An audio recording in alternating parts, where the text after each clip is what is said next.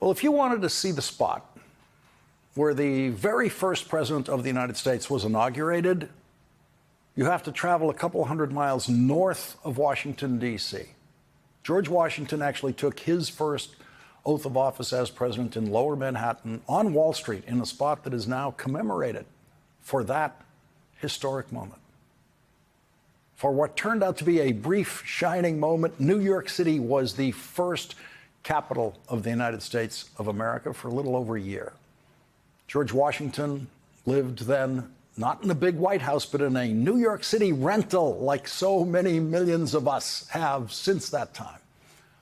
New York City in those days was, in every important sense, the center of the United States of America. And for a brief, shining moment today, New York City was, in a sense, the center of our political world once again. Two guys from Brooklyn and a guy from Queens walk into a room to discuss the immediate future of the government of the United States of America. It's all up to them. If those three New Yorkers reach an agreement, the government continues its normal operations. If they don't, the government shuts down. They didn't reach an agreement today. And so we are now 26 hours away from Donald Trump's next shutdown of the American government. The last time the government shut down was the last time Donald Trump was president. One of the guys from Brooklyn reminded the guy from Queens that there were no government shutdowns when Joe Biden and the Democrats were in charge. When I was leader, we negotiated 4 times with Republicans, and we never had a shutdown. And so it's up to the Republicans whether they want to shut down or not. The two guys from Brooklyn tried to explain to the guy from Queens that he was hurting people who cannot afford dramatic increases in their health insurance costs. But trying to explain that to the guy from Queens isn't easy because he doesn't know those people who struggle with the cost of health care. The guys from Brooklyn went to local Brooklyn public schools. Chuck Schumer, now the Democratic leader in the United States Senate, is a proud graduate of James Madison High School on Bedford Avenue in Brooklyn. Hakeem Jeffries, now the Democratic leader of the United States House of Representatives, is a proud graduate of Midwood High School on Bedford Avenue, about 10 blocks north of Chuck Schumer's high school. And Donald Trump is the rich kid from Queens who now occupies an Oval Office he has stained with the vulgarity of his obsession with gold, and he went to boarding school. Boarding school is not the place where you meet people whose families have trouble paying the bills. The golf courses where Donald Trump spends his weekends, including this weekend, when he could have been working on funding the government, are not the kinds of places where Donald Trump's going to meet people who have trouble paying for their health insurance. He laid out to the president some of the consequences of what's happening in health care. And by his face and by the way he looked, I think he heard about them for the first time. The closing of rural hospitals. The fact that so many clinics are closing. And I don't know if he knew this before. Of course he heard it for the first time. Of course he couldn't possibly have known it before. Or he would have taken the situation more seriously, right? He wouldn't have spent the weekend doing absolutely no governing work whatsoever. He wouldn't have canceled the first meeting that he had scheduled with those two guys from Brooklyn last week. Would Donald Trump have spent Saturday slumped in a golf cart, exhausted, while playing golf with his granddaughter?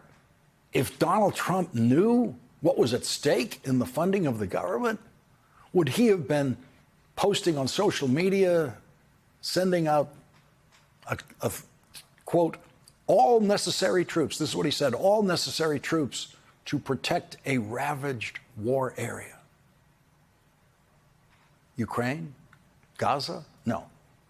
Donald Trump tweeted about sending 200 National Guard troops, quote, to protect war-ravaged Portland. Portland has never been war-ravaged.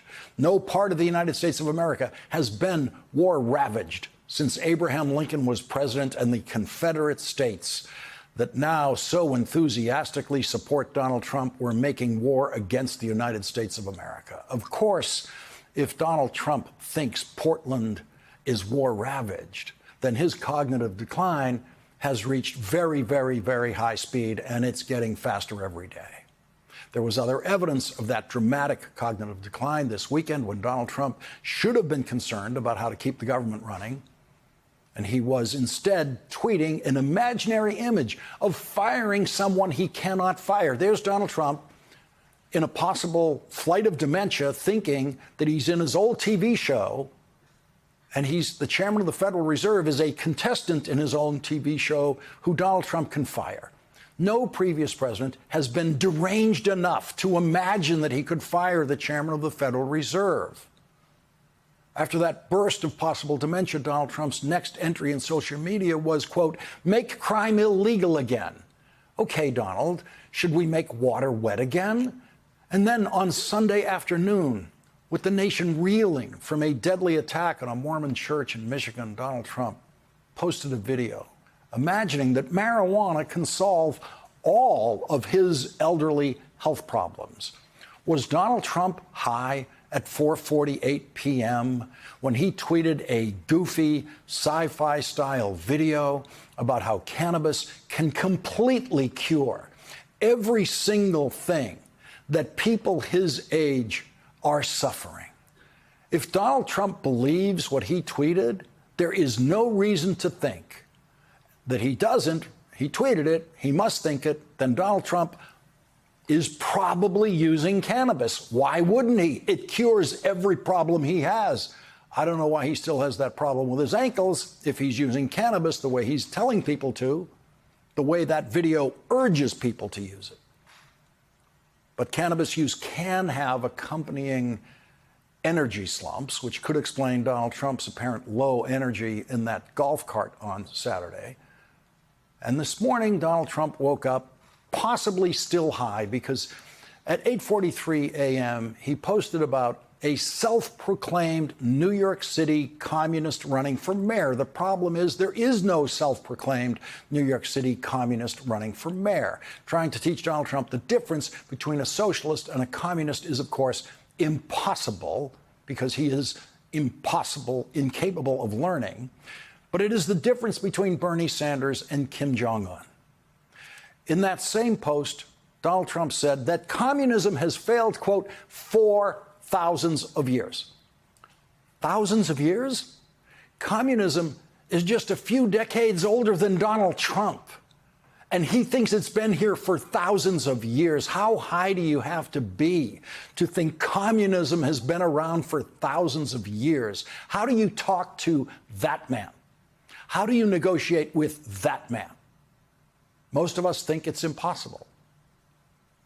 But someone has to do it. And someone has to do it because lives are at stake. Someone has to do it because in a matter of days, some people are going to see their health insurance costs go up by thousands of dollars that they cannot afford.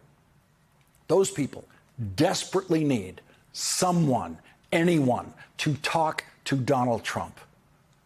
And today, our first guest did exactly that.